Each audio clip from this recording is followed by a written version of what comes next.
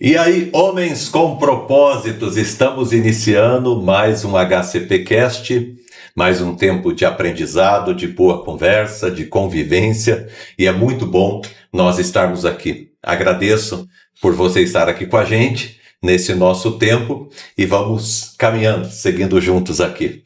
Muito obrigado. Hoje nós temos aqui a presença do Danielton e também da Fernanda, esse casal maravilhoso que eu conheci há não muito tempo, né? Não muito tempo a gente se conhece e tem sido uma caminhada bem interessante, de muito aprendizado, de muita troca de experiência. E eu quero agradecer vocês dois por estarem aqui. O Danielton e a Fernanda, eles trabalham com a vida financeira do casal, ajudando casais a conciliarem a vida profissional, a vida financeira, o casamento, os filhos, a família. É um desafio muito grande.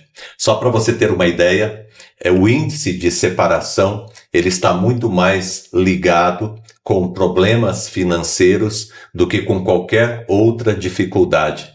Para você ter uma ideia, a maioria dos conflitos entre casais nos casamentos acontecem por causa de questões financeiras. É um desafio muito grande e nós estamos aqui para conversar exatamente sobre esses assuntos. Quero dar boas-vindas para vocês, Deus abençoe, Amém. Que privilégio, que bênção ter vocês aqui. Eu queria que você... Faz quanto tempo que a gente se conhece, Daniel? Nos conhecemos no ano passado. Foi no encontro do Legacy. Quanto tempo na igreja? 2 anos. Acho que tá indo para 2 anos. Isso, 2 anos, né? Por aí. Passa rápido. Passa rápido. Que bom, que bênção a gente poder estar junto, poder estar caminhando. Fale um pouco sobre vocês, a história de vocês, casamento, quanto tempo de casamento, filhos e também um pouco sobre esse trabalho que vocês estão desenvolvendo. Legal. Primeiro, é uma alegria, né, Fer? É uma honra estar aqui contigo. A gente tem muito carinho, muito respeito, temos aprendido muito com o Maurício, então quero dizer que é um prazer enorme estar aqui. Que bênção. E, bom, até para falar um pouco sobre essa realidade que você falou, sobre os casais, problema financeiro, divórcio e tal, é interessante justamente a gente contar um pouco da nossa história. Porque o que eu faço hoje, que nós fazemos hoje, de aconselhar os casais em relação ao dinheiro, tem muito a ver com a nossa realidade.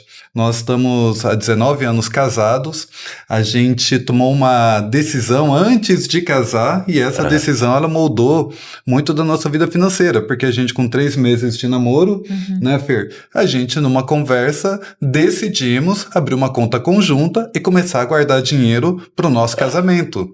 Então essa decisão, na época a gente não tinha uma noção, uma consciência do impacto dessa decisão e nós fomos percebendo, principalmente quando as pessoas começavam a questionar uma coisa ou outra, que aquilo que a gente fez, essa decisão, para a maioria era uma loucura. Como assim? Vocês com 3 meses já abriu uma conta, já começou a guardar dinheiro junto, pensando em casar. Então, muito do que a gente vive hoje, muito da nossa trajetória, da nossa história em relação ao dinheiro, se deve por causa dessa decisão. Desde o começo, então, vocês já... Antes de casar, a gente já tinha conta conjunta. A gente tem mais tempo de conta conjunta do que de casamento. Mas a gente achava que o normal era isso. Vai casar, é uma só carne, a gente vai unir as nossas contas, unir as nossas coisas, então já vamos começar agora. E quando a gente falava, mas como assim vocês uniram as contas? Mas não é assim que funciona? Você sabe quanto... Perguntar, você sabe quanto ela ganha? Ela sabe quanto você ganha? Como assim? Você sabe quanto ele ganha? Eu falei, claro, a nossa intenção é a gente se unir, casar e tal. E a gente começou a perceber que não era normal, não era comum nos casais isso. Cada um tinha sua conta. Ele até brinca, né, que é o casamento de república, onde cada um tem lá a sua... Na geladeira da república você coloca o nome no iogurte. Esse aqui foi eu que paguei, então só eu posso comer, né? É meu direito. É meu direito. Então, existem casamentos que são assim. A gente falou, mas tá errado isso aí. Pelo menos na nossa concepção. E a palavra fala que é bom que os dois tornem um, né? Mas se você se torna um no teu relacionamento íntimo, você não vai se tornar um nas suas contas, por que não? Né? E hoje a gente tem essa mentoria, que é Prosperidade a 2, onde a gente ensina casais a conversarem sobre dinheiro sem briga. Legal. Né? Vocês estão casados há 19 anos. 19 anos. 19 anos. Com Temos 3 filhos. Isso, 3 filhos. 3 filhos. Como que é o nome deles? A Heloísa de 12, Thiago de 11 e o Theo de 6. 3 bênçãos. E hoje, faz quanto tempo que vocês trabalham com isto? Trabalham com aconselhamento, com mentoria? 3 anos já. Tá indo Tá indo para 4. para 4 anos. Desde que a gente voltou de viagem. 4 anos. E dentro de casa, como que funciona? Sempre foi Todo tranquilo? Todo mundo pergunta, mas peraí. Vocês ensinam o casal a conversar sobre dinheiro sem briga. É possível isso? Como assim? Mas vocês não brigam? É claro que a gente briga, né? Discussão DR é normal, né? Graças a Deus a gente tem muito mais momentos felizes do que de tensão em casa. Mas a gente lida porque seria muita hipocrisia você pregar uma coisa e não praticar, né? A gente faz, a gente tem um alinhamento semanal de sentar, de conversar, de ver como é que tá as contas essa semana, o que tá vencendo, como que a gente vai fazer, o que precisa, um boleto que tá vencendo. E é normal, a gente precisa ter esse alinhamento para poder, até mesmo para liberar o estresse, né? Porque a questão financeira, ela gera um estresse no relacionamento. Até na parte do casal mesmo, né? Fica um pouco abalado se a gente não souber lidar. O dinheiro é emocional, né? Como Perfeito. você fala. Ô Maurício, essa pergunta ela é muito interessante, porque as pessoas querem saber da minha realidade, da realidade da Fer, como que é em casa, né? E esses tempos, não faz muito tempo, eu chamei e falei assim, Fer, vem aqui, tô precisando resolver aqui, tomar algumas decisões financeiras e eu preciso de uma ajuda. Me ajuda a pensar, o que é melhor? A gente faz A, a gente faz B, o que a gente faz? E ali a gente sentou, se eu não me engano, a gente pegou até uma folha e foi escrevendo, tem isso, tem essa conta, tem esse recebimento e tal. E eu vejo isso de uma forma muito boa, porque eu olho para a Fer, eu tenho essa liberdade, senta aqui comigo, me ajuda a decidir, eu não tenho que carregar esse fardo sozinho, esconder dela. Por isso que eu vejo que dentro de um relacionamento a dois, dentro de um casamento, como é importante o casal ter essa liberdade de poder se abrir as contas, porque daí já não sou mais eu não tenho que decidir tudo sozinho. E se me permite contar uma história rapidinho, certa vez estava conversando com uma pessoa que eu atendo, e ele falou para mim, falou assim, Daniel, depois que eu comecei lá a mentoria com vocês, para mim foi um alívio, porque eu tentava resolver tudo sozinho na força do braço. Eu não queria que a minha esposa... O homem tem muito disso, né? Tem. É um desafio para nós. Exato. E a esposa dele, ela é mais emocional mesmo. Ela se abala mais mesmo com essas questões. Ele queria preservar. E isso é legal, essa questão de querer preservar ela. Só que estava gerando nele um peso extremamente esmagador. E ali na mentoria, como foi tratando com os dois juntos, e ela foi entendendo... Porque tem muita coisa que é interessante, muita coisa os casais só falam ali na hora que tá ali na frente. Mas quando ela foi entendendo o peso que causava para ele, isso foi trazendo uma união maior dentro do relacionamento. Fortalecendo, né? Perfeito. Ele precisava tomar algumas decisões que não queria para não abalar a esposa, mas ela recebeu muito bem.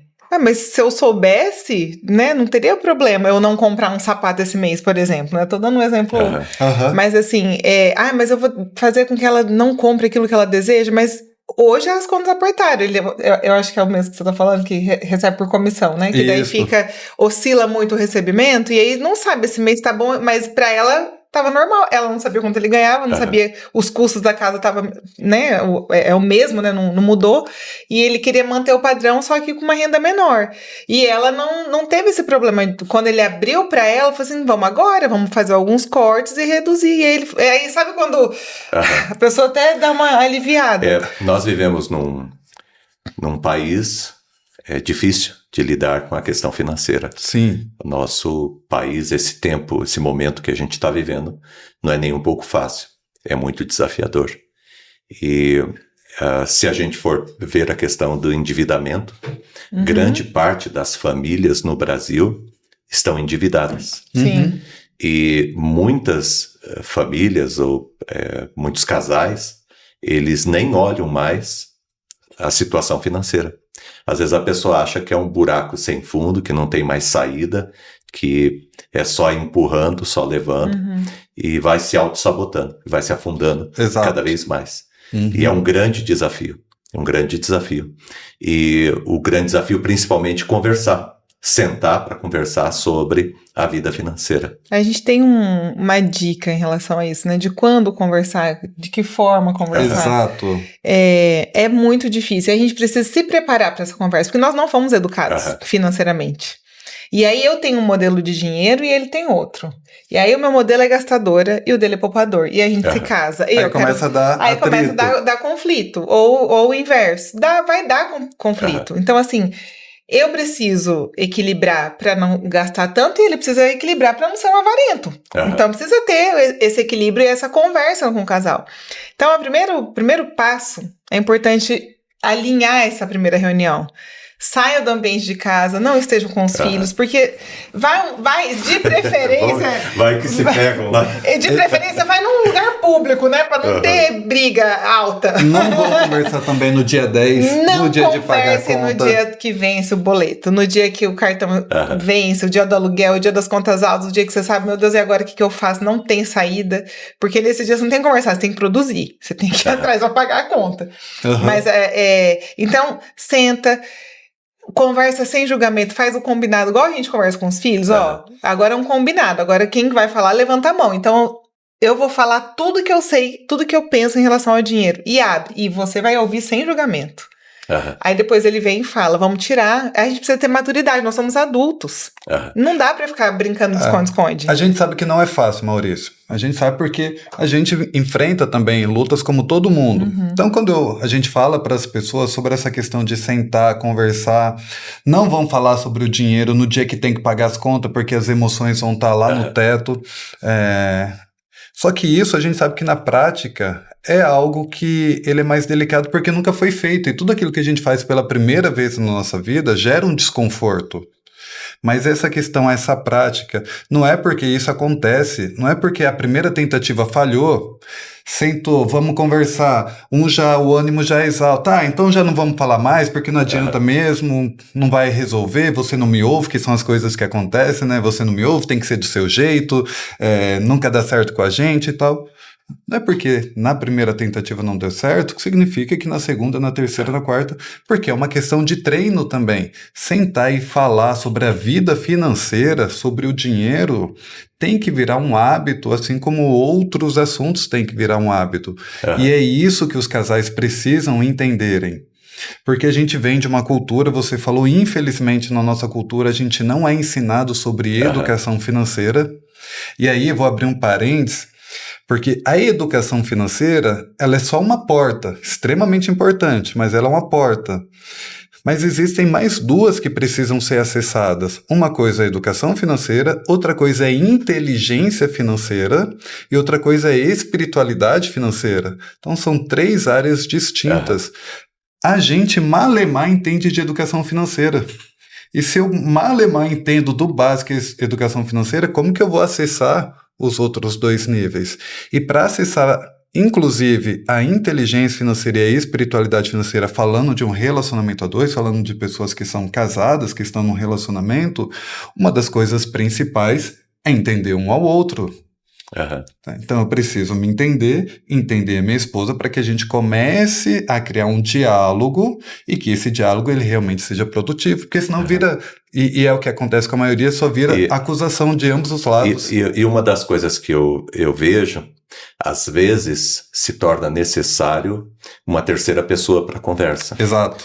Seja um profissional, que entra um mediador, vocês que trabalham com isso, seja de repente às vezes um parente, um amigo, alguém que lide bem, porque não adianta também você estar com um problema financeiro, você vai procurar o cara arrebentado. Você tem que procurar alguém que realmente possa de alguma forma lhe ajudar, porque tem jeito, né? Sempre tem uma saída, sempre tem uma forma de se recuperar, de se refazer, de se reconstruir. Exato. Mas às vezes o casal não dá conta, às vezes até tentou. De repente tem casais que estão aqui acompanhando a gente e a pessoa fala, poxa, nós já tentamos, mas não dá. né? Mas não é nem questão de dar, tem que dar, né? É uma coisa que a gente tem que conseguir construir. E se no caso de vocês tiveram um pouco de facilidade, porque vocês já começaram assim. Sim. Até mesmo no tempo de namoro, vocês já tinham essa habilidade esse hábito, né, de conversar. Mas muitas pessoas nunca falaram sobre isso, até porque nunca aprenderam. Né? Não aprenderam com seus pais, não aprenderam na escola, não aprenderam em lugar nenhum. Sabe uma frase muito comum que a gente ouve, que é bem comum? A gente conversa de tudo, a gente se dá bem em tudo, mas é falar de dinheiro que o tempo fecha. Isso é algo muito comum que a gente ouve, porque não tem esse hábito de conversar sobre as finanças, e a maioria não teve a referência dentro de casa. Ou quando teve, para a maioria dos casos, infelizmente, foram referências ruins. E acaba projetando para dentro do relacionamento. Preparamos algumas perguntas aqui para fazer para vocês e que eu acredito que seja uma forma bem interessante da gente ajudar a pessoa que está acompanhando a gente aqui. Legal, ótimo. Para que ela possa lidar melhor com isso na sua casa, com a família, no seu casamento. Tá? Então eu vou fazendo as perguntas, vocês vão respondendo, a gente vai conversando aqui. A primeira pergunta que eu coloquei aqui é essa: por que tantos casais que se amam acabam brigando por dinheiro? Por causa do dinheiro, né? Por que eles brigam por causa do dinheiro? Eu acho que a gente já falou um pouquinho já, né? Sim. É por não conhecer... Primeiro, eu acho que é por não conhecer o modelo de dinheiro, pelas crenças que tem no dinheiro. Tem muita crença enraizada. Por exemplo, dinheiro é sujo, dinheiro não presta, rico não entra no céu. É mais fácil um rico passar por um buraco de uma agulha, um cabelo passar debaixo do... Como é que é, meu Deus? Um camelo passar no buraco de uma agulha do que um rico entrar no céu. E essas crenças, às vezes, isso é trazido, né, pro relacionamento. Então, essa dificuldade de falar de dinheiro, porque às vezes ele começa a falar de dinheiro e ele vai startar algum gatilho em mim que vai falar assim, mas é um dinheirista, ou é um avarento, não consegue me entender, só pensa em dinheiro, às vezes ele só quer trabalhar. Aí acaba bloqueando. Tem um casal, lembra que você me deu esse exemplo esses dias, que o modelo de dinheiro dele era trabalhar para ganhar dinheiro, e o dela preferia que ele ficasse em casa para poder ter tempo em família, né? Outra coisa, não conhece o perfil. O perfil é o perfil comportamento. Modelo de dinheiro. Não é o de dinheiro agora que eu quero falar. Do que? Forma de amor, a linguagem de amor. Tá. Linguagem de amor. Tá muito ligada à linguagem de amor. Verdade. Não é? Aliás, um livro excelente. Pro pessoal ler As 5 Linguagens do Amor. É um livro que ajuda bastante, né? No relacionamento de casais e que também cabe, cabe no relacionamento muito. Com o dinheiro, no relacionamento do casal com a vida financeira. Tem uma outra pergunta aqui. O problema financeiro no casamento é realmente a falta de dinheiro ou a falta de alinhamento? Legal, essa pergunta é ótima. Quando vem o problema financeiro, tirando algumas exceções, é porque o problema não é realmente o dinheiro. O problema é o relacionamento, ou a forma como o casal, quando isso vira uma briga, obviamente, é a forma como o casal está lidando com essas emoções. Então, o dinheiro, ele só revela aquilo que está acontecendo emocionalmente com esses casais. Tá?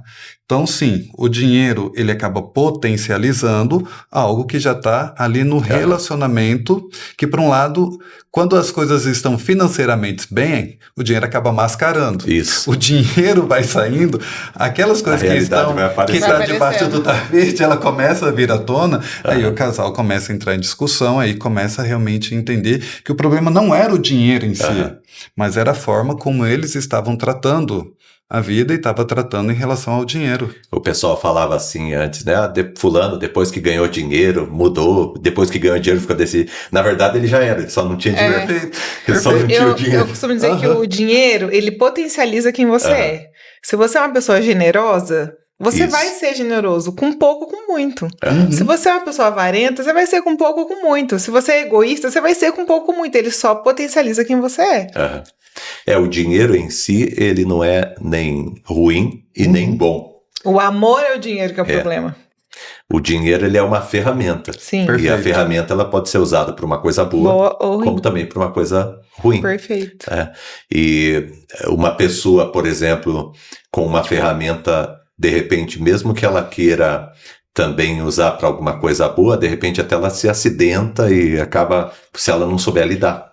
Então é um sinal de que a gente precisa saber, aprender, entender a lidar com o dinheiro. Perfeito. Posso falar uma coisa interessante? Pode. Em relação ao dinheiro? Olha só, o que a maioria das pessoas quer em relação ao dinheiro? Ter mais dinheiro. A maioria das pessoas querem isso, querem ganhar mais, querem ter mais dinheiro. Só que não querem ou não entendem que ter mais dinheiro implica ter mais responsabilidade. Porque quanto mais dinheiro eu tenho na minha mão, mais responsabilidade eu tenho que ter para lidar com esse dinheiro. Só que as pessoas querem ter mais dinheiro e menos responsabilidade. Querem cuidar menos do dinheiro. Tem uma ilusão que eu só preciso ter mais dinheiro, ou quanto mais dinheiro eu tenho, menos problema na minha vida eu vou ter. Porque se eu tenho dinheiro eu posso trocar meu carro, se eu tenho dinheiro eu posso viajar, se eu tenho dinheiro eu posso contratar um plano de saúde. Então vai achando que o dinheiro ele é só um facilitador. Não deixa de ser, obviamente que ele é. Só que a minha responsabilidade, ela aumenta conforme vai aumentando o meu dinheiro. Algumas pessoas pensam também que para você enriquecer, você precisa ganhar mais. Nem sempre, né? Nem sempre. Ou quase nunca. Nem sempre. Porque se eu não sei lidar com o dinheiro, e a gente atende pessoas que ganham muito bem, muito acima da média, e tem uma vida assim, não tem zero de patrimônio. Zero. Não dá pra entender como que a pessoa ganha bem e não consegue ter um patrimônio, não sabe o que tem dentro da conta, não sabe pra onde foi o dinheiro, né? Eu admiro, por exemplo, meu padrasto e minha mãe.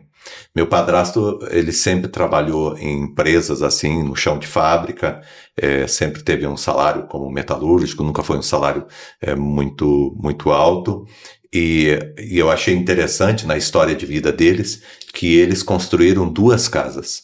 Eles construíram uma casa que depois, na época do plano do Collor, lá a gente estava se preparando para mudar para cá de Joinville e acabou perdendo basicamente todo o dinheiro. Na época a inflação era muito alta, né? E depois eles construíram outra casa. Minha mãe, por exemplo, mora numa casa própria, então eles nunca tiveram um ganho tão grande. E eu vejo pessoas que de repente têm um ganho alto, mas não conseguem ao longo da vida construir nada. Sim. Sim. Eu costumo fazer sempre uma pergunta: será que o problema é quanto você ganha ou como você gasta?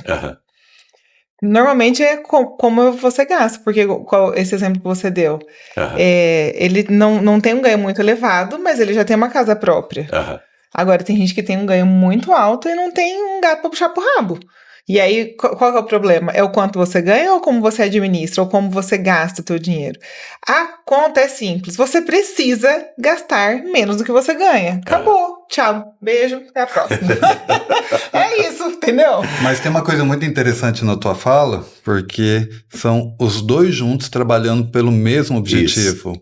E o grande desafio que é o nosso trabalho, o grande desafio é fazer os casais realmente entender que os dois juntos, o dinheiro deles vai potencializar.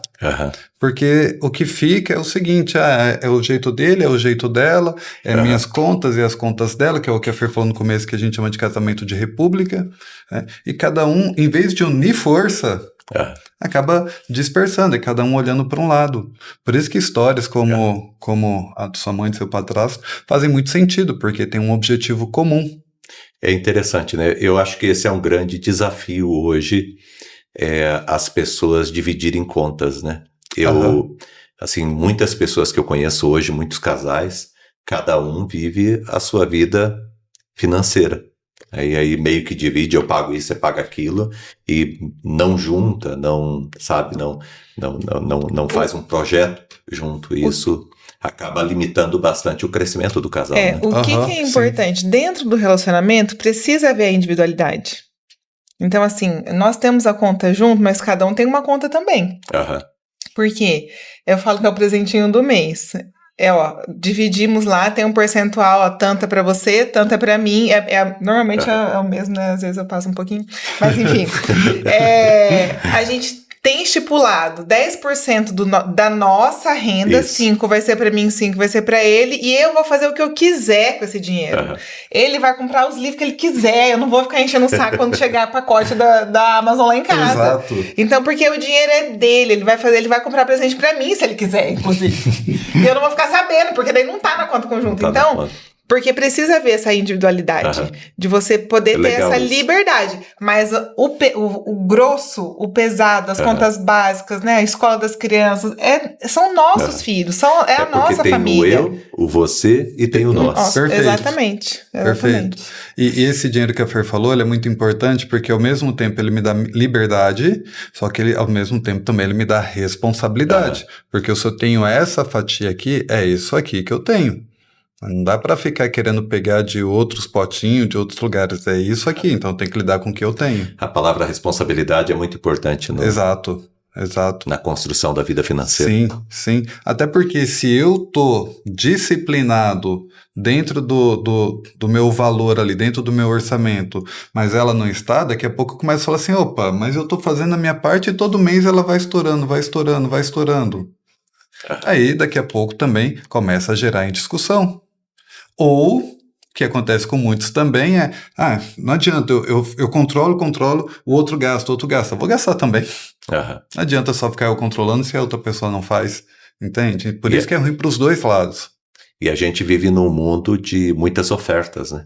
Sim. O tempo todo, pelas redes sociais, hoje em dia, e também você vai no shopping, nas lojas, qualquer lugar que você vai, o tempo todo você está sendo assediado. Alguém está querendo vender alguma coisa para você. Sim, é oferta o tempo todo, né? Você está sendo bombardeado com aquilo, mas normalmente a gente se endivida, a gente compra uma coisa que a gente não precisa para mostrar para alguém que a gente nem conhece, né? Sim. E às vezes é para satisfazer o ego mesmo. Isso a gente precisa. Então, quando a gente tem essa individualidade, se eu tenho lá o percentual para eu gastar e eu fui, né, eu mordi a isca que o shopping mandou, eu preciso ter essa responsabilidade, que é naquele valor que eu vou usar. Não tem problema eu ir lá comprar um sapato a mais, desde que esteja dentro do meu orçamento. Não mexe com a estrutura da não família. Mexe com, exatamente. É uma questão... Exatamente. E sabe outras coisas que eu acho muito interessante também, Maurício, nessa dinâmica? Porque é o seguinte, quando tem cada um a sua conta e cada um faz praticamente o que quer com o seu dinheiro, acaba dando liberdade também para fazer compras ali, excessos, que se as contas estivessem junto, mas se eu for comprar isso aqui de novo, ela vai ver. Então você entende que acaba sendo benéfico o fato, desse lado também o fato de juntar, porque isso ele vai, não é que vai me podando, mas se eu tenho que ficar prestando, se eu sei que a Fer está vendo ali o movimento que eu estou fazendo na minha conta, né, eu sei que eu não estou sozinho, então eu acabo agindo de uma forma mais consciente.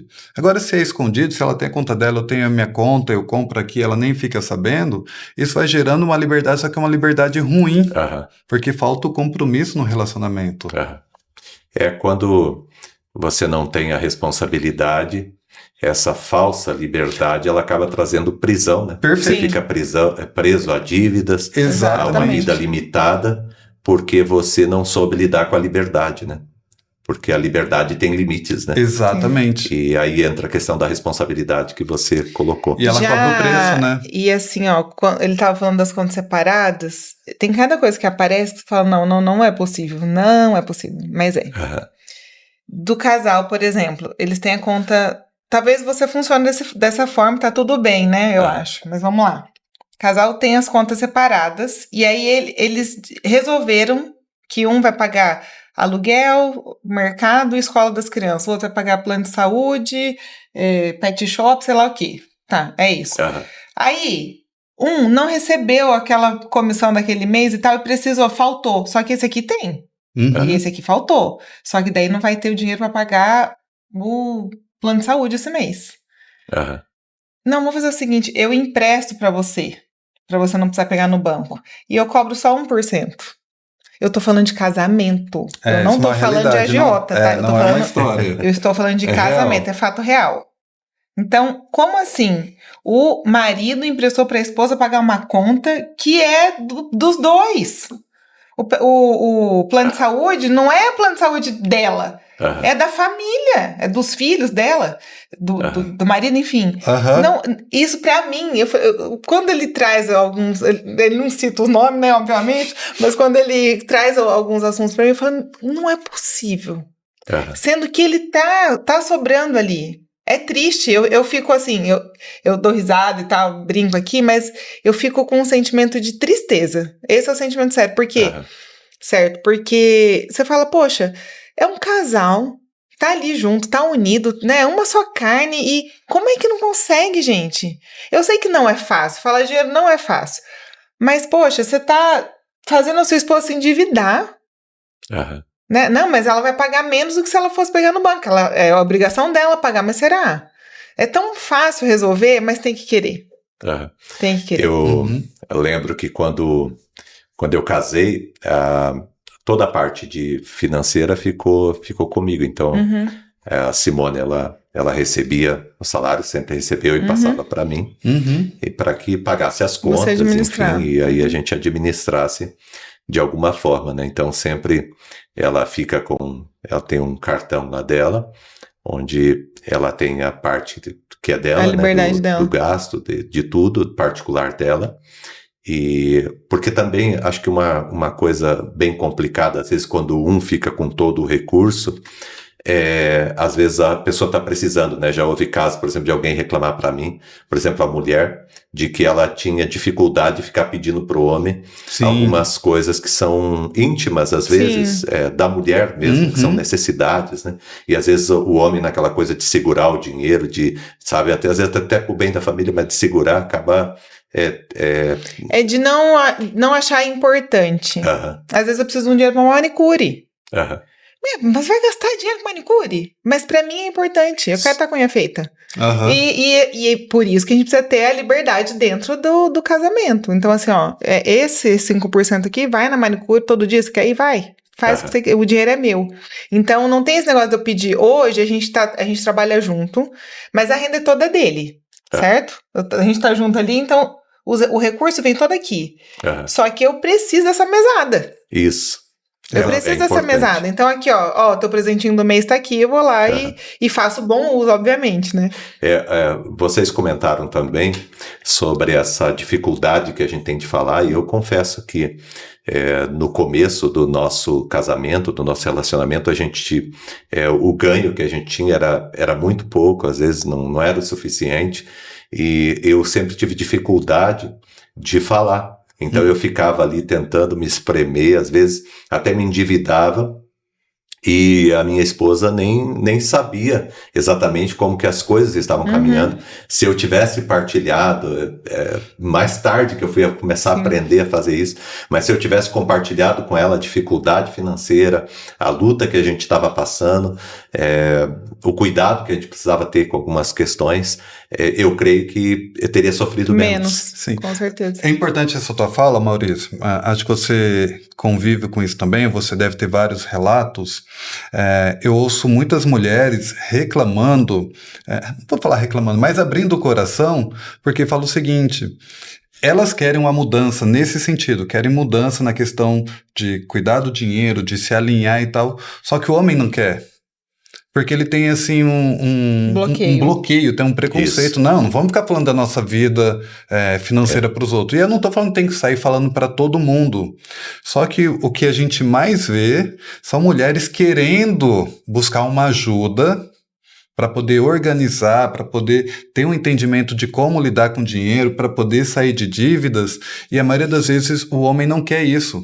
Mesmo sofrendo, mesmo dentro de casa o relacionamento tá pesado, tá difícil, ele não quer se abrir nem para poder ouvir. É uma questão cultural, muitas vezes. Exato. E isso faz muito mal.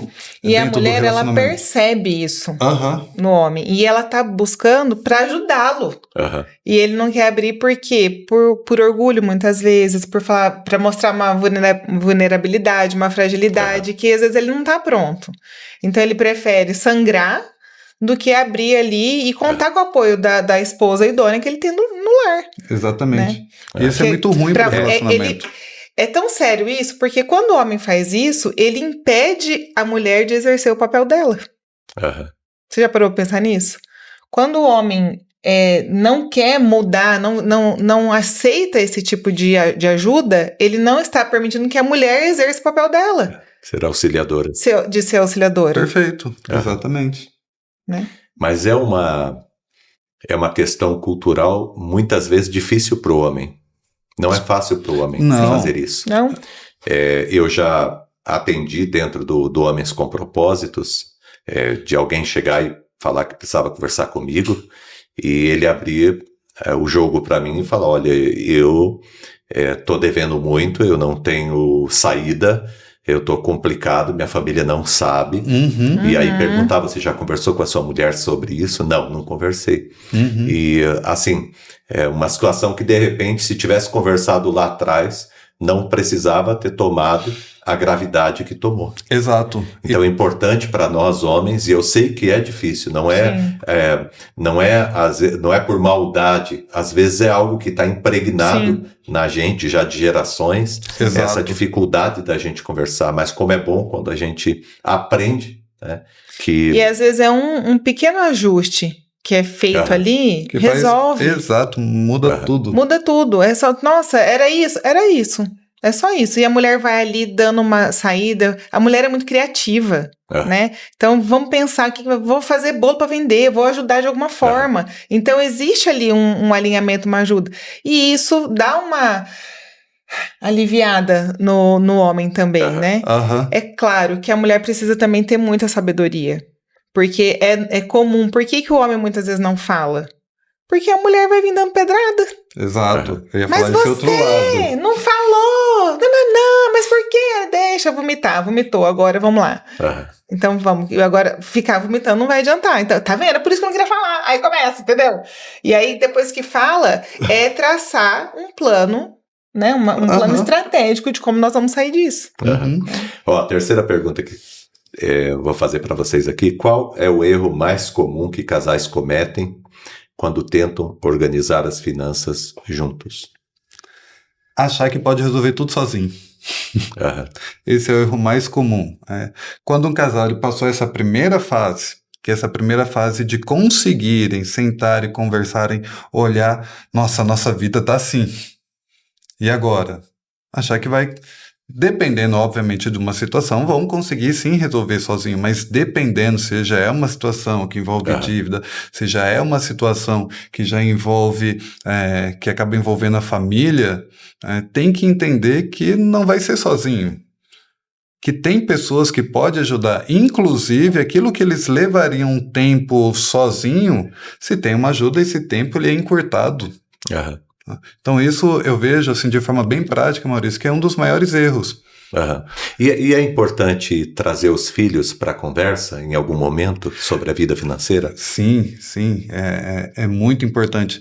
Só que daí tem que saber como falar isso e entender que se são crianças pequenas, você tem que falar de forma lúdica com eles, ensinar de forma lúdica. Se já é um pouco mais velho, mostrar para eles uma realidade, mas nunca pesar neles essa responsabilidade.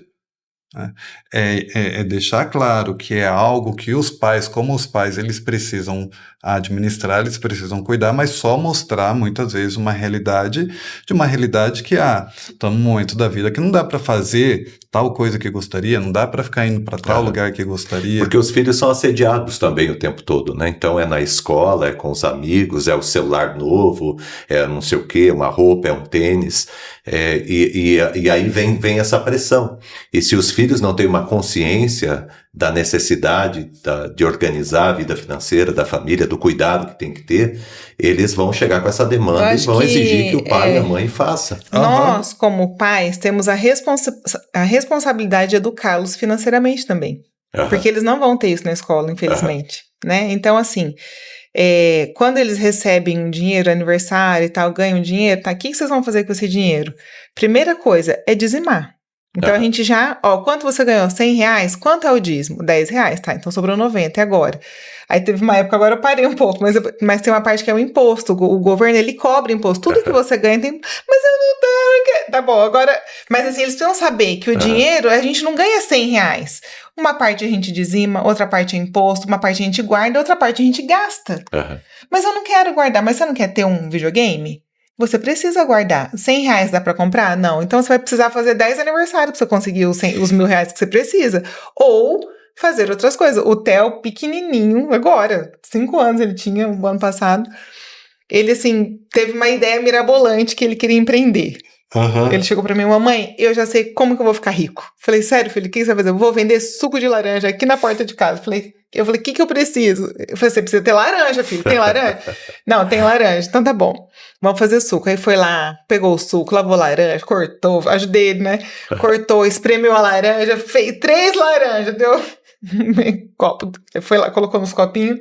Ficou lá na frente de casa, no sol, pôs um bonezinho. Escreveu um cartaz e ficava passando o carro e não sei o quê. Aí ele falou assim, mamãe, hoje o suco vai ser R$1, amanhã vai ser 2, então a pessoa precisa comprar hoje. Ele já tava fazendo oferta na cabecinha dele. Enfim, só pra resumir a história, liguei pra uma vizinha minha, porque não passava ninguém lá, pelo amor de Deus, vizinha, sai aqui pra comprar um suco dos meninos, que ele começou a chorar, porque não vi, ninguém parava. Ninguém comprava, né? Aí a vizinha veio, daí um vizinho tava saindo, ele foi lá e ofereceu, aí ele já mandou fazer pipoca. Aí ele pegou, fez a pipoca, o suquinho de uva lá, de laranja, vendeu por R$2. Mas ficou feliz da vida. Depois eu falei, filho, e aí? O que você aprendeu com isso? Mamãe, eu aprendi que vender é melhor do que chorar. Falei, olha lá, já aprendeu que dá pra ganhar o dinheiro. Aí ele ganhou R$6 aquele dia. Eu falei, filho, então, 60 centavos você precisa entregar na igreja. O resto, o que você vai fazer? Você pode comprar mais laranjas pra fazer, amanhã você consegue vender mais. Aí ele comprou limão que tava na promoção. No outro dia ele fez suco de limão. E assim vai. Mas a gente precisa ensinar. Existe um medo agora, porque criança não pode trabalhar, né? Não, criança não trabalha, mas não é um trabalho. É ele entender o valor do dinheiro. Ele não vai ficar vendendo suco todos os dias na frente da minha casa. Mas ele precisa entender. Foi suado. Tanto que aquele dinheiro que ele ganhou, ele não foi comprar o sorvete no outro dia. Porque ele fez conta. Mamãe, se eu comprar o meu açaí, falei, você vai gastar todo o dinheiro do teu suco. Aí você que sabe. Né? Então ele começou a olhar para o dinheiro de uma outra forma. Sim, e essa dinâmica de pais e filhos, obviamente que os nossos filhos, eles querem, e eu passei por isso, a gente passou por isso, a gente quer o tênis da moda, a gente quer o último celular, a gente quer o que está na moda, que é o que os amigos estão usando, e muitas vezes eu tenho um filho que joga bola e se deixar ele quer toda a chuteira que lança ele quer, e o nosso trabalho como pais é ir ajustando isso, expectativas e realidades. Tem uma expectativa muito grande de ter uma série de coisas, mas existe uma realidade. Como que a gente, como pais, a gente alinha isso? Olha, não dá para ser esse tênis que é o lançamento, mas tem esse aqui, o que você achou desse? Esse daqui eu gostei também. Aí esse aqui ele tem um valor que ele é muito mais acessível. Então, não é só quando tem o caso dos pais terem a possibilidade, não, eu tenho dinheiro, eu posso comprar. Não é só porque tem a possibilidade de comprar, é fazer o filho entender, né, que existem outras possibilidades que têm custo menor, mas que têm uma qualidade, sabe? Fazer os nossos filhos entenderem. Só que isso também acontece, a gente vê isso muito nos adultos, de querer ter, lançou o próximo aparelho telefônico, não, eu já tenho que trocar, porque o meu já... Não sei faz quanto tempo que eu tenho meu celular, mas não, já deu um ano, já está na hora de trocar e fica nessa fissura. Nessa fissura, e daí não consegue lidar com expectativa e realidade. Né? E daí, muitas vezes, a realidade ela vai cobrar o preço, principalmente no bolso. A gente já falou alguma coisa sobre isso. Contas separadas fortalecem ou enfraquecem o relacionamento? Maurício, eu vou falar da minha experiência, da nossa experiência. Ter contas unidas pra gente sempre foi uma bênção na nossa vida. Sempre foi. Mas tem pesquisas que falam também, né? Tem estudos, na verdade, que comprovam. Tem um estudo na Universidade de Indianápolis. Tem um estudo que foi feito que comprova que casais que eles unem as suas contas, eles são mais felizes do que casais que mantêm as contas separadas. Hoje já tem estudo que se comprova isto. Casais que unem suas contas, eles crescem financeiramente mais, até 3 vezes mais num ano do que casais que mantêm as contas separadas. E como que a família ela poderia fazer com o dinheiro, separar os compromissos? Como que poderia ser feita pegar o recurso e o que vai para uma coisa, o que a gente poderia fazer? Como que a gente poderia fazer isso? Ótima pergunta. Pode, a gente tem a gente ensina isso. Existe a divisão do dinheiro, né? O ideal. Tem até um curso que nós gravamos que chama Dinheiro Sob Controle, que é justamente para a gente colocar ali qual que é o percentual. Vai muito de cada fase da vida que a gente está vivendo. Perfeito. Quando a gente é casado sem filhos, casado com filhos em idade escolar, vai mudando casado com filhos na faculdade, casados com os filhos já casados. Então, existem fases na nossa vida, né? E aí a gente ensina ali os percentuais da divisão do dinheiro. Basicamente, o grosso do nosso dinheiro ele vai para despesas básicas. Isso. Então, hoje, a gente entende que até 55% é um percentual saudável de tudo aquilo que entra da nossa renda para despesas básicas. Se começa a passar de 55%, então se eu tenho uma renda e 70%, 80%, 90%, 100% do meu dinheiro vai só para despesas básicas, significa que eu só estou vivendo o dia a dia. Despesas básicas seria o quê? Moradia, alimentação, transporte, saúde, educação e vestuário. São 6 itens que compõem a despesa básica, que é o básico que qualquer pessoa precisa, qualquer casal, qualquer família precisa para poder viver.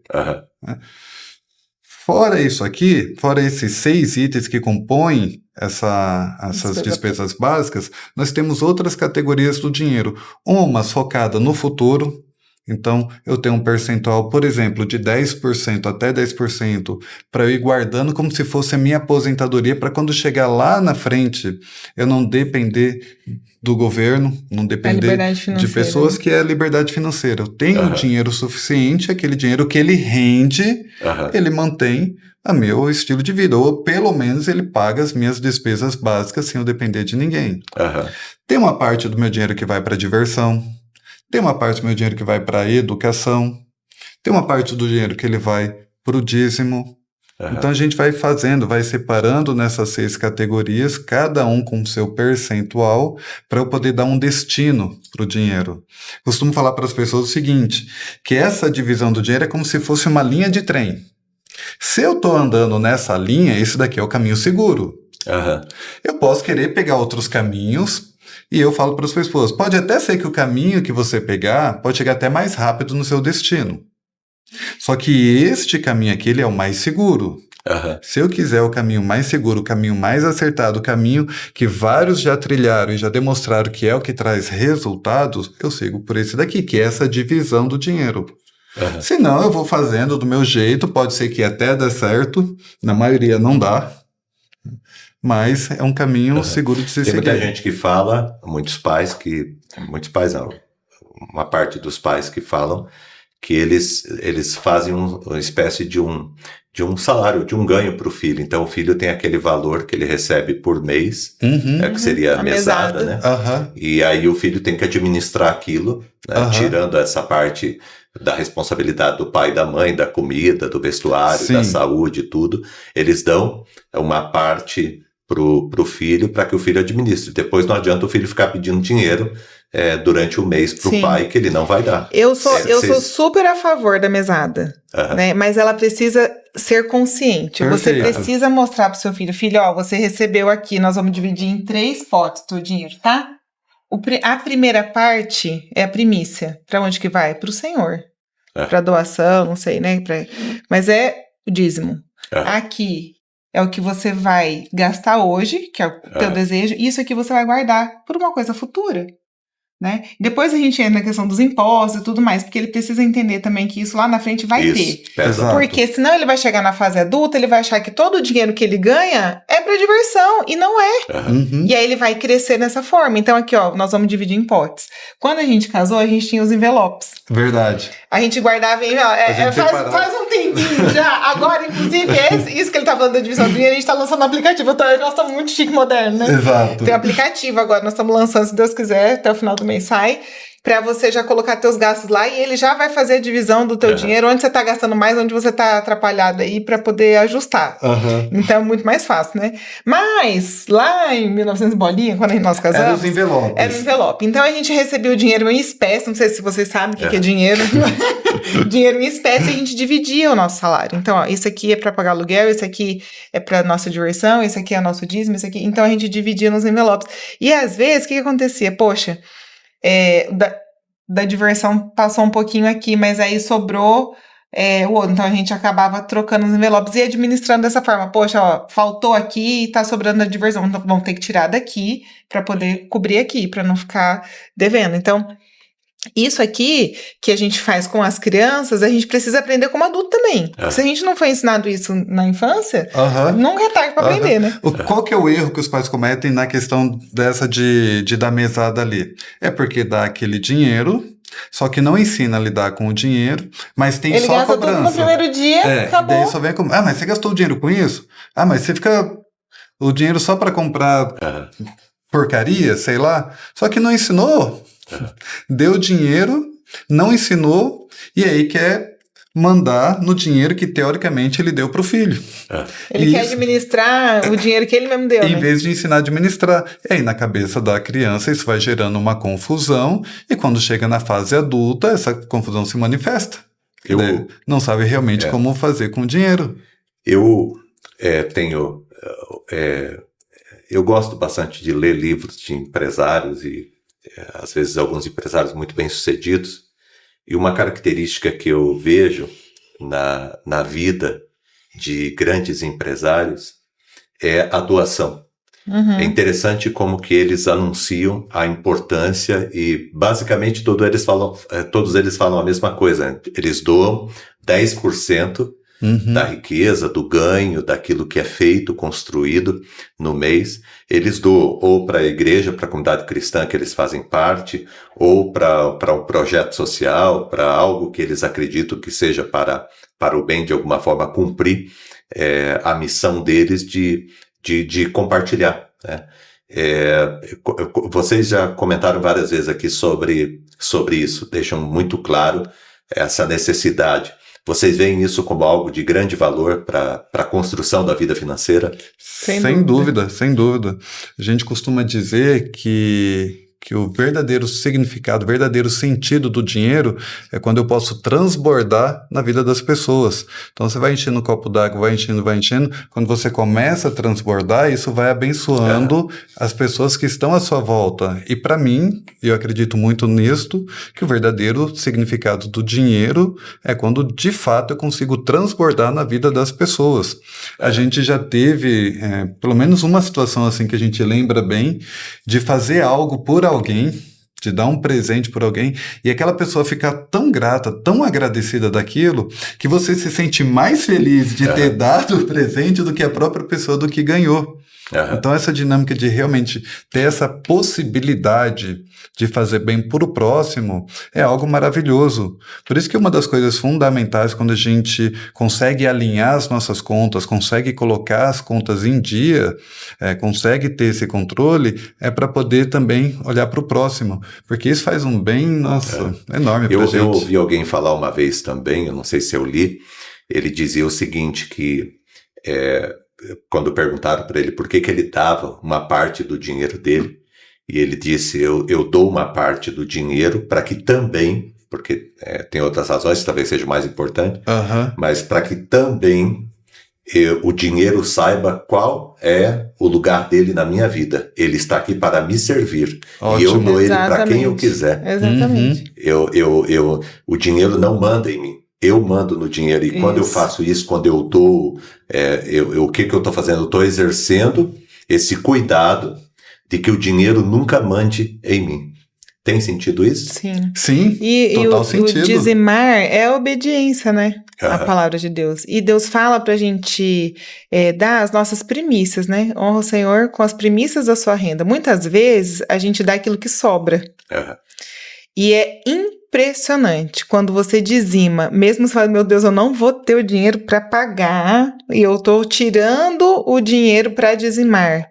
O Senhor honra. Ele honra. É um negócio que acontece. A gente viu isso muito no nosso casamento. Ele era estagiário e eu era uma secretária de uma escola de inglês. A gente ganhava juntos R$850. E a gente queria casar. A gente tinha um sonho. A gente tinha um sonho. E nós fomos no buffet, nós fomos ver vestir, no último dia, 16 de dezembro de 2026, caiu o último cheque. Tinha cheque, vocês sabem o que é cheque? O último cheque caiu. E a gente quitou no dia do nosso casamento, acabou. E a gente olha, e a gente sempre foi fiel na nossa entrega, no nosso dízimo. E o Senhor honra, Ele honra. Que bom. Uma quinta pergunta aqui. É possível salvar um casamento que já foi desgastado por dívidas e mentiras financeiras? Sim, é possível, desde que o casal realmente queira. Né? E aí, por que eu tô falando casal? Porque tem que ser os dois. Infelizmente, a gente já presenciou um lado querendo salvar o relacionamento, quase que querendo levar o outro nas costas para poder salvar o relacionamento, só que esse outro não queria. E aí o casamento realmente terminou. Então, independente se o casal está extremamente endividado, independente do que passou na vida, independente de qualquer situação, é possível. Só que no chão da história, na realidade, se isso não for, se os dois não tiverem de fato determinados para isso acontecer, se for pesar só para um lado, aí eu particularmente não vejo como realmente sair dessa situação. Porque um só, dentro de um relacionamento, fica capenga, né? Fica manco, não funciona. E tem uma coisa também, às vezes a pessoa, quando ela está apertada, ela aceita qualquer coisa, né? Por exemplo, está numa situação complicada lá, vai acabar o casamento, não quero que acabe o casamento, e aí a pessoa aceita tudo, mas ela aceita só no momento. Não, eu aceito conversar, eu aceito mudar, eu aceito fazer certo, eu aceito isso aqui, exato. Aquilo, mas é só na hora para poder contornar a situação. Depois volta Depois tudo. de um tempo, a pessoa volta a querer praticar e querer viver do jeito que vivia. Esse é um fator complicador também, né? Com certeza. Precisa ter muita sinceridade na hora de conversar e de acertar, né, para que de fato os dois vão, porque é um preço que tem que se pagar, você querer mudar, e também acho que a questão da cobrança também acho que é importante, né, porque depois às vezes você vai ter que mudar drasticamente a tua vida financeira, o que comia, os lugares que frequentava, a casa que morava, você vai ter que começar, algumas vezes vai ter que começar de novo, né, a vida, e é necessário que isso esteja muito certo, muito bem conversado, e que de fato estejam dispostos a pagar o preço. Perfeito. Porque não é fácil, o caminho não é fácil, né? Principalmente quando não tem o hábito, ou não teve ali o hábito durante toda a vida, toda a trajetória de casamento, de viver uma vida saudável financeira. Exato, exatamente. Né? Vamos lá. Então é possível salvar um casamento mesmo desgastado. É possível. E essa questão das mentiras. Tem que ter empenho dos dois. E essa questão das mentiras é uma questão bem complicada, né? Eu lembro de uma mulher uma vez, ela estava terrivelmente decepcionada com o marido, porque ele mentiu para ela muitos anos a respeito da vida financeira. E ela dizia que ele devia ter falado para ela que ela se sentiu traída. Sim. A gente chama isso de infidelidade financeira. Perfeito. Infidelidade financeira. Esse caso é comum. E assim como eu comprar uma coisa escondida dele Esse também é um assunto bom para falar. Também é infidelidade. As mulheres, elas fazem mais isso do que os homens ou é igual? Depende da casa. Da minha casa é ele. Brincadeira. Aonde que tá essas compras aqui no... Não, sempre fica chegando pacote de Mercado Livre, não sei o que, é detergente que tá chegando. A gente tem assinatura de detergente, buchinha e produto de limpeza, enfim. Mas sim. Mas existe esse negócio da infidelidade financeira, de comprar, deixar escondido no porta-malas, a hora que ele saiu eu vou lá e guardo, a hora que eu estiver usando, eu já tenho faz tempo, daí faz de louca, né? Uhum. E isso é muito prejudicial pro relacionamento. Porque se você não puder confiar no seu marido pra falar que você precisa ou que você quer comprar um sapato novo, né? Seja lá uma bolsa, sei lá o que seja, você não consegue... Como é que você vai conviver dessa forma? Quando surge a mentira, já é um sinal. Você já perde a paternidade ali. Que acabou. o relacionamento não está bem. Pronto. Se eu tenho que mentir pra fazer. Mas é só um. Só um negocinho. É só um negocinho, é só uma pulseirinha, é só uma blusinha, é só não sei o que. Se eu tenho que mentir é porque realmente o relacionamento ele já tá num estado de alerta enorme, né? E às vezes a pessoa vai precisar de uma ajuda, né? Externa também, para poder lidar com isso, né? Sim, de repente, porque também entra na compulsão. A gente aqui, porque às vezes é compulsão. E tem um monte de mentira, de coisa, e a pessoa diz, meu Deus, o que eu faço agora com tudo isso, né? Ouvindo a gente. Procura ajuda. Procure alguém que possa conversar, que possa intervir e que possa ajudar, porque pode ser uma compulsão, pode ser um problema que é maior. E entra daí na psicanálise, né? Exato. E o grande vilão, Maurício, disso tudo é que quando uma pessoa, tanto do lado do homem quanto do lado da mulher, vai conversar com outra, só que a outra também tá fazendo a mesma coisa. Não, é assim mesmo. Não, lá em casa também. Releva. Exatamente. Não é assim. Esse é o grande vilão, porque daí olha pra um, tá fazendo do mesmo jeito, pra outro, então parece que realmente isso é o normal. Esse é o jeito que todo mundo faz desse jeito, então vamos fazer. E isso vai gerando cada vez mais desgaste, não é à toa que o índice de divórcio por causa de dinheiro é altíssimo. Como identificar se o conflito do casal é financeiro ou emocional disfarçado de dinheiro? Tem isso também? Sim. Quando a vida ela começa a virar um ciclo de sobe e desce, financeiramente falando. Sobe e desce, hora tá bom, hora tá ruim, hora tá bom, hora tá ruim. Quando esse ciclo ele vai se repetindo, é porque daí já não é um problema exclusivamente financeiro.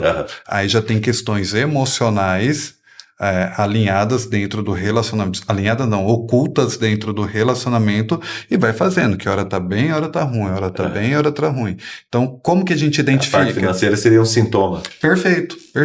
Então, as pessoas que estão nos ouvindo, se um casal, ele olha para trás e vê que esse ciclo na vida dele se repetem, vocês sempre perguntei para um casal, falou assim, desde quando vocês têm essa questão de ano bom, ano ruim, ano bom, ano ruim? Falou assim, desde antes de casar.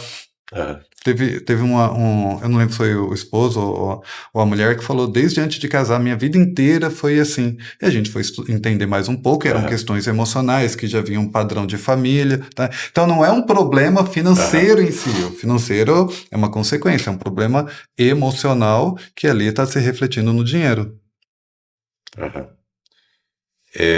O que pesa mais na construção da prosperidade? Conhecimento técnico ou maturidade emocional?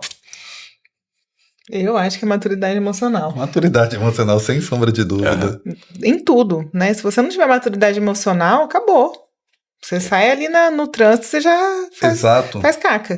Educação financeira não é, assim, a base dela não é difícil. O que é educação financeira? Assim, a grosso modo. O dinheiro é emocional.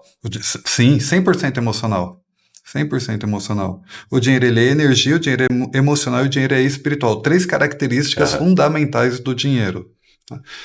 Educação financeira é eu gastar menos do que eu ganho e essa diferença eu guardar ela.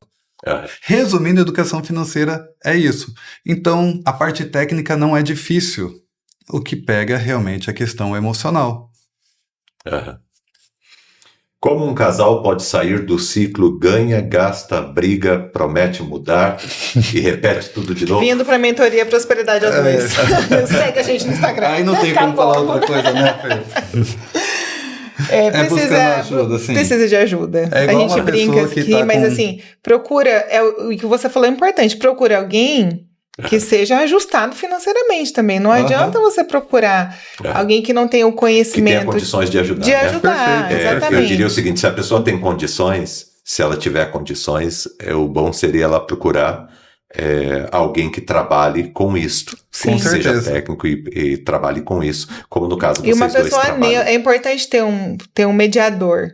Porque essa conversa, a gente fala aqui que é preciso conversar e tal, mas a gente sabe que não é fácil. Não é fácil. E quando tem um mediador, é muito mais fácil eu falar pra você, dar um recado pra ele, do que eu olhar no olho dele e falar. Porque à noite eu que vou dormir lá, né? Entendeu? Exatamente. Então aqui, ó. Exatamente. Então, tá bom. Qual é o impacto da falta de conversa sobre o dinheiro na intimidade do casal? Divórcio. Próximo. É isso. Uhum. Falta de diálogo, falta de entendimento, falta de compreensão, falta de empatia, harmonia. falta de harmonia, tudo isso. Falta de intimidade. Falta de intimidade. Falta de um relacionamento sadio. Tudo são consequências de um simples fato de não... construindo um muro no relacionamento. Exatamente. Aí a última pergunta que eu coloquei aqui. Se você pudesse dar apenas... Na verdade, se você pudesse dar apenas um conselho para casais que querem prosperar juntos em 2026, qual seria? Procure entender um do outro, conhecer de verdade um ao outro e se abram para receber ajuda. Esse seria o principal conselho. A gente se entende, entendemos que não damos conta sozinho, entendemos que precisamos de ajuda e a gente se abre para buscar essa ajuda, para receber essa ajuda. Então você vira ali para nossa câmera e fala para o pessoal agora, dá uma mensagem para quem está com a gente aqui até agora e está entendendo, se inteirando e se interessando por esse assunto, que quer mudar, quer melhorar. Qual a mensagem que vocês deixam para esse casal, para essa família? Tem duas coisas que impactam demais a vida de qualquer pessoa, de qualquer ser humano, que é relacionamento e finanças. Aí quando você casa, você tem que lidar com as duas coisas, com relacionamento e com finanças. E a vida ela vai tomando um peso quando a gente não vai entendendo, quando eu não entendo da minha esposa, quando eu não entendo o que ela sente, o que eu não entendo o que ela pensa, como ela lida com o dinheiro. E aí a gente precisa realmente alinhar tanto as finanças quanto o nosso relacionamento. Então o recado que eu deixo para você que está me assistindo é que aprenda a conversar sobre dinheiro dentro do seu relacionamento e procure bons profissionais que vão ajudar vocês a lidar com essa questão que é tão importante, que é sobre finanças e relacionamento. Eu vou dar um recado também? Vou dar um recado.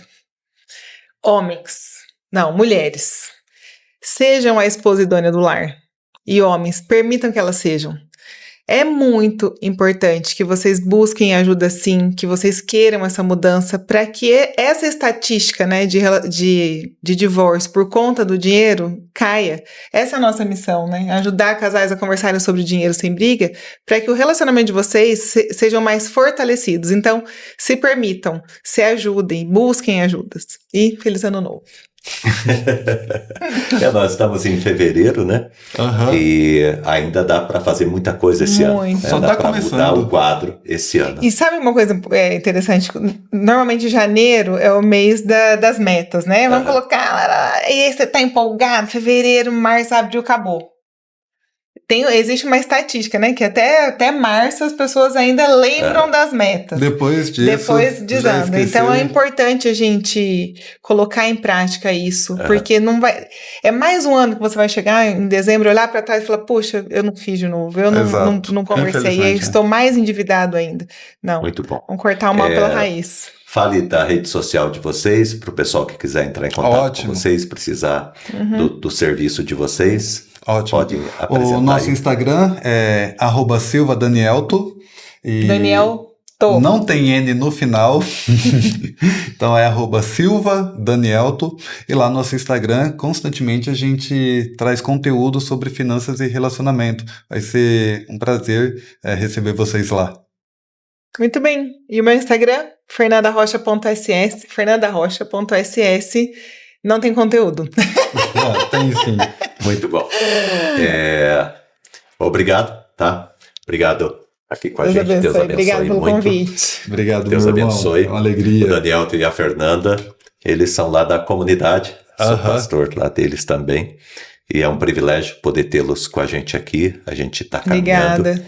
E conte sempre com a gente, tá? Obrigado, amigo. Deus abençoe muito a vida de vocês, tá bom? Amém. Quero agradecer você também que está aqui com a gente até aqui. E eu quero dizer para você o seguinte, a vida é mais importante do que o dinheiro. Amém. Então, de repente, você está passando por muitas dificuldades financeiras, por crises. Tem um caminho, nós conversamos aqui, tem uma solução. Tem pessoas que podem, de fato, te ajudar, tá bom? Então, não faça nenhuma bobagem por conta de qualquer problema ou dificuldade financeira. Tem um caminho, tem um jeito. E que Deus abençoe, cuide da sua vida. E muito obrigado a você que esteve com a gente até aqui no nosso HCPcast. É uma bênção e um privilégio a gente poder caminhar junto, tá bom? Eu quero deixar o convite para vocês, homens, para que vocês estejam participando com a gente. Agora, no mês de março, nós retomamos os nossos encontros de homens com propósitos, encontros semanais, e você está convidadíssimo para caminhar com a gente. Mulheres, por favor, envie os homens para participar de Homens com Propósito, porque você vai receber um homem melhor ainda aí na sua casa. Deus abençoe a todos. Até o próximo encontro. Fica com Deus.